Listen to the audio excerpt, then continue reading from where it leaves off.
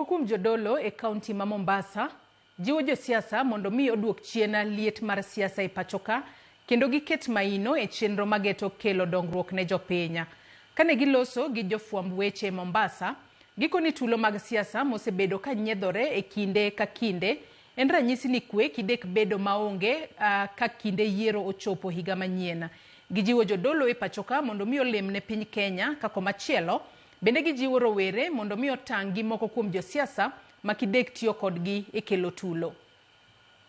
Tunaomba hata hawa wanasiasa waondoe hiyo migawanyiko ya kisiasa na hiyo mambo ya magunzi na nini, waondoke, maana Kenya ni yetu sisi sote. Waangalie sana vijana, tutawasihi especially wale wako makanisani na kule kwingine nje ambao hawaji makanisani, tuhimize ya kwamba waweze kuwa si watu wa kutumiwa, na hao wanasiasa nao wakome kuwatumia, maana wakiharibu nchi hata wao watajiharibia. Kwa hivyo sisi kama makanisa tuweze kuomba kwa ajili ya taifa la Kenya.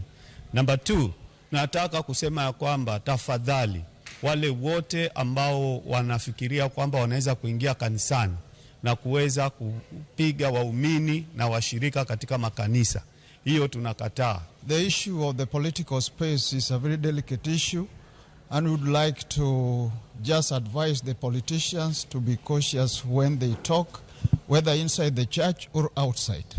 Church leaders should give the best advice to our political leaders, because Kenya is one and we shall remain Kenya after 2027. Kenya is our country and it's a beautiful country, so we should just learn to live in peace together with one another, so that this will bring promotion to our country, economic growth, stability, and even a positive mindset.